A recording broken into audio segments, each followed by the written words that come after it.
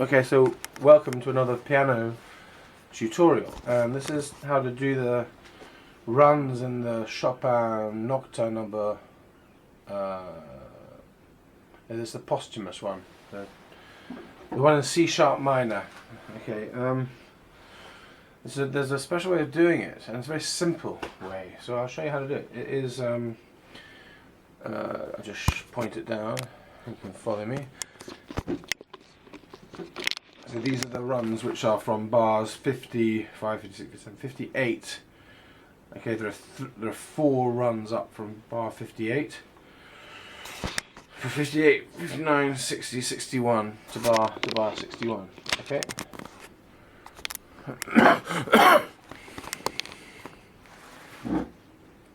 So I call this the high jump method.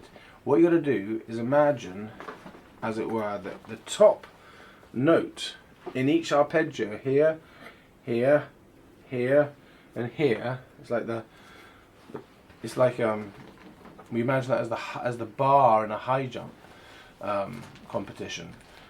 And what you got to do is you've got 2 notes before that bar. You can imagine as the top of a mountain if you want, but we'll use the high jump image. So before that bar, let's use this long run in particular. Okay, so it's easier to see. You've got 2 notes, C sharp and F sharp. Then after the high jump bar, the pinnacle of the mountain, yes, you then got another 2 notes, which are D and C sharp. Okay, so it's D sharp and C sharp. Those 2 notes, yeah. So that makes it much simpler. Your right hand is going up, and when it's going up, you've got 2 notes to fit in there with your left hand. Yeah, the C sharp and the F sharp, and then after they've come to the high point, the pinnacle, the high jump bar, on the way down, you've got to fit in these 2, which are on D sharp and that C sharp there.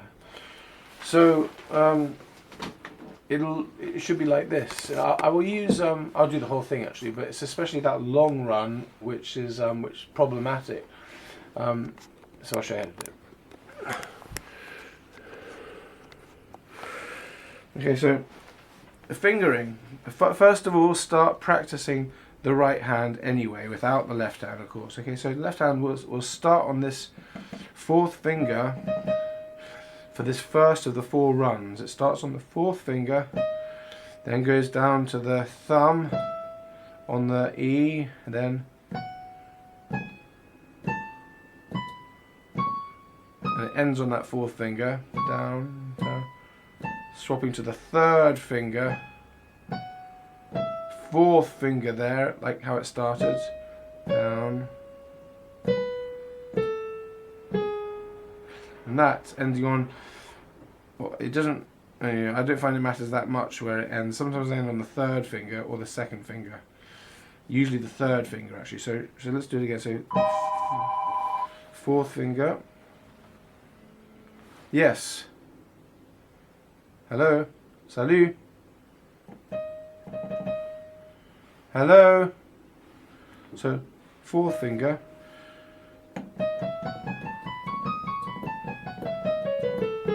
could be on the 3rd or even the 2nd, but let's say the 3rd. Okay, do it again.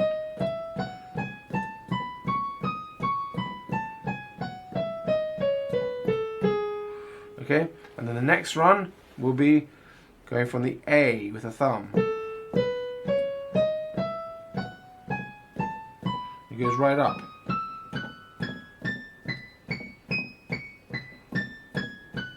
Fourth, 3rd is here. 4th, 3rd, and then 2 smaller runs. Yeah,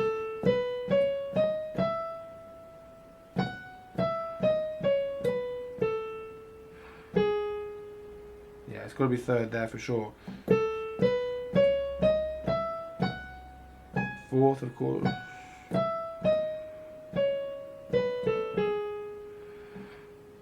Okay, Now, once you've got that under your fingers, you're going to then do this high jump thing. Okay, so the high jump starts, you've got to start this way. Just see if I got all that in. Okay, no, I probably didn't, so I need to move the camera.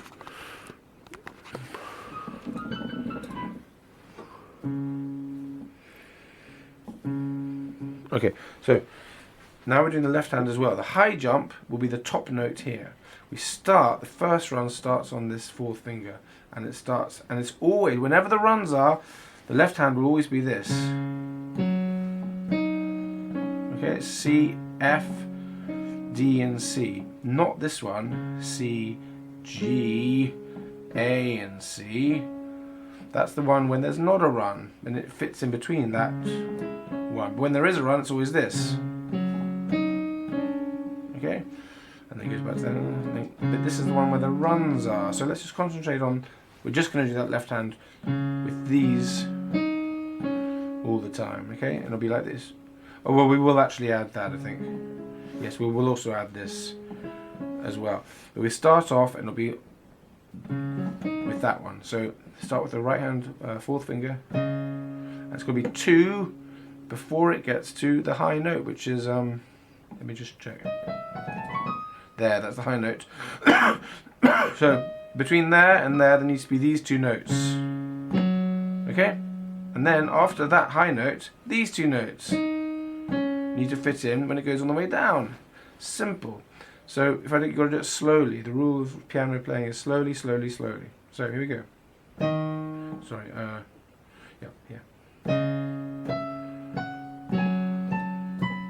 High note, now I'm going to do these 2.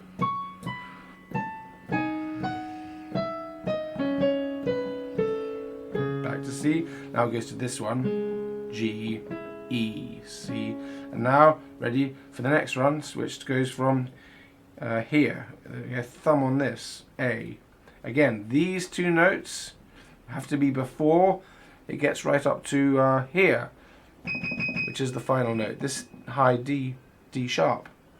Okay, and then on the way back it's got to be these 2 notes. So watch, this is what I would do. Getting lots of notes now, all the way up to maybe here. Doesn't really matter exactly where, as long as you're getting them in about that sort of place. Now it's reaching the high point, and now on the way down, you're moving your left hand over here. At some point you're going to put that one, and then probably now this one. Okay, and I say probably because it doesn't matter exactly on which note it is. It is very loose, as long as they are, what's the word? Equally, more or less equally spaced out.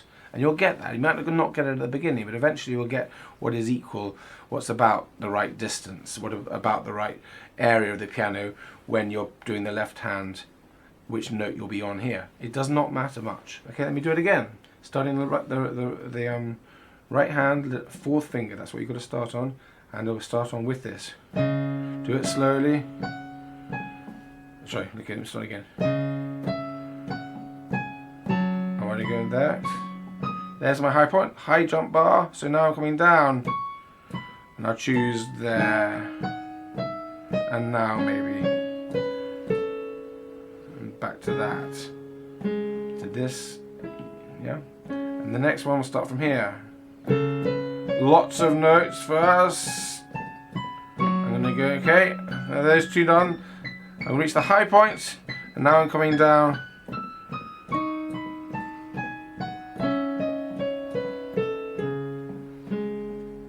That one, and then there's 2 smaller ones, smaller arpeggios. That's the high point. And now maybe I'll choose there. Okay, slightly longer one now. There's the high point now. Now I'm going down, so I'll maybe choose here.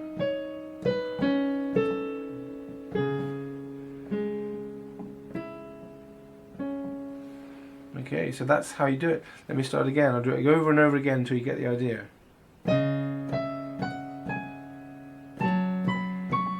high points.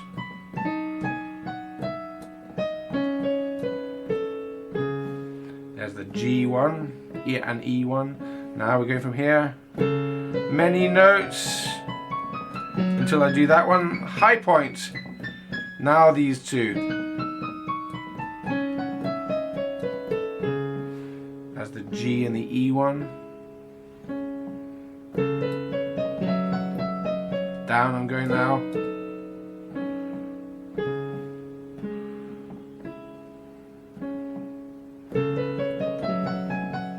That's the high point.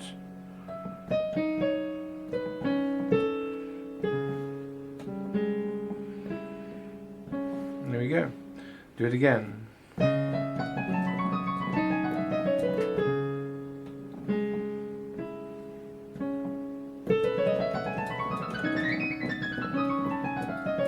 Oops, I made a mistake there. I did those two before it had reached the high point. Okay, and now this one.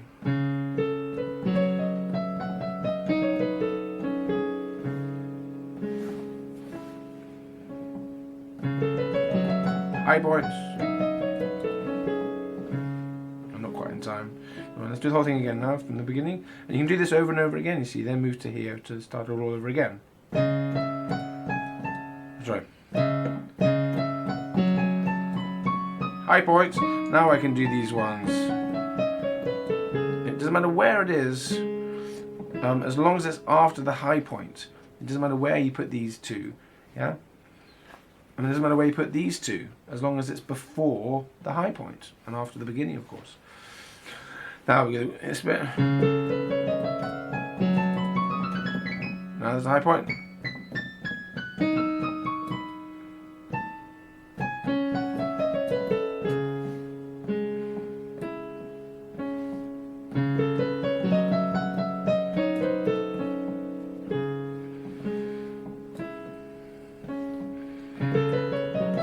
High point. Now start the whole thing again. Let's get started again. High points. Now.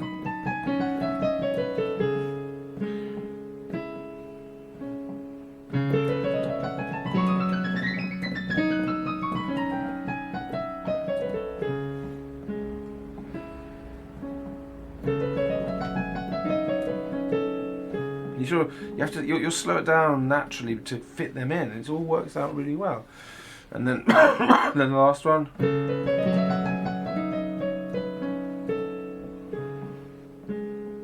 Equally spaced. I mean. So let's start again. High point. Sorry.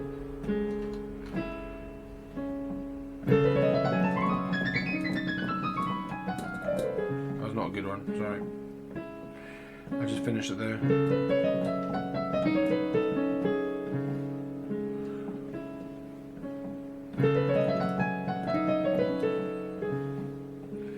So it's just too far. I'm doing it too fast. It's going to be done slowly. Let's start again. High point.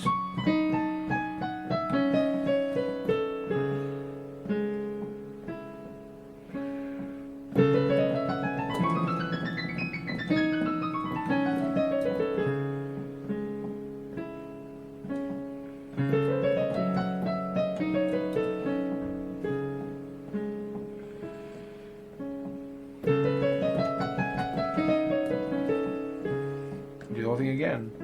From here.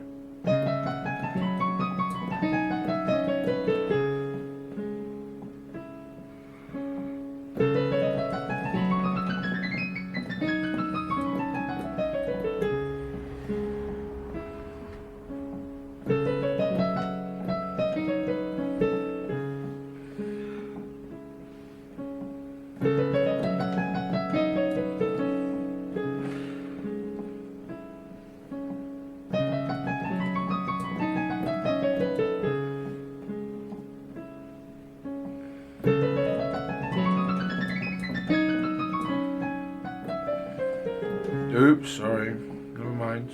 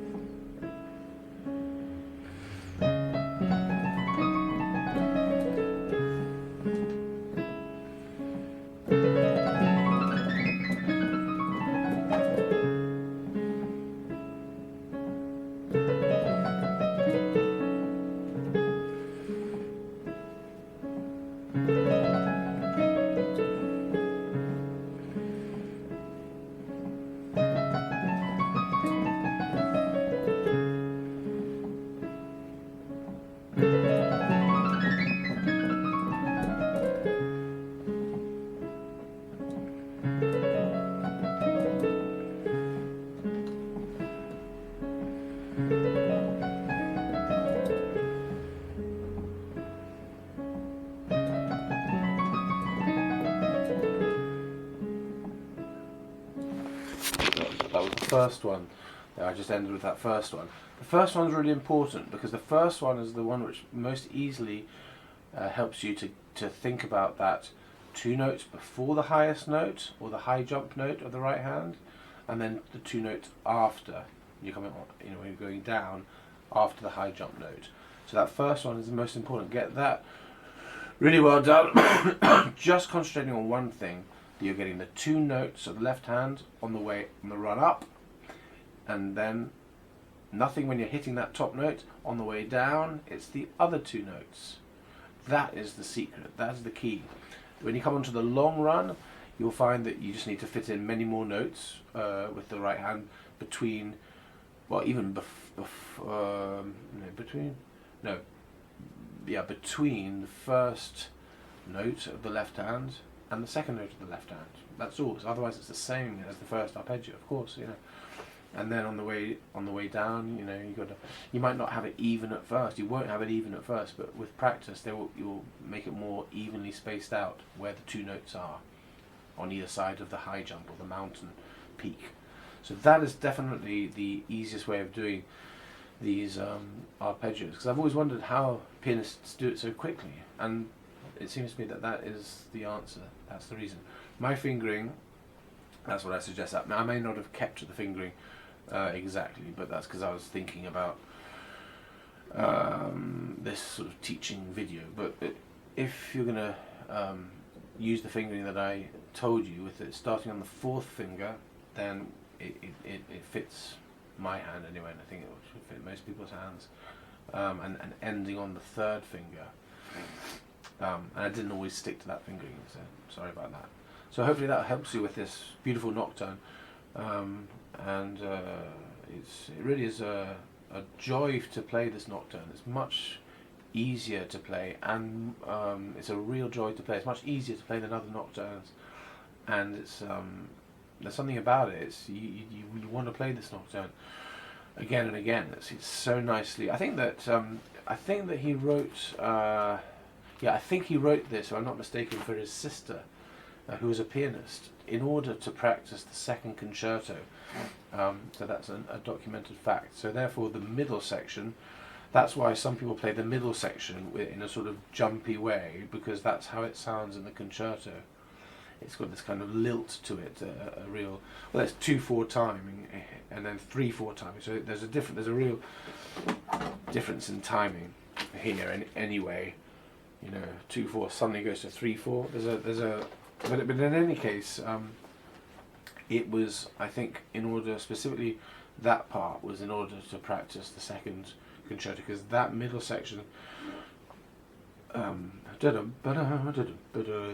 is in the concerto, and I think the scales also will be of help if you're practicing that, if you're playing that concerto, this C sharp minor scale.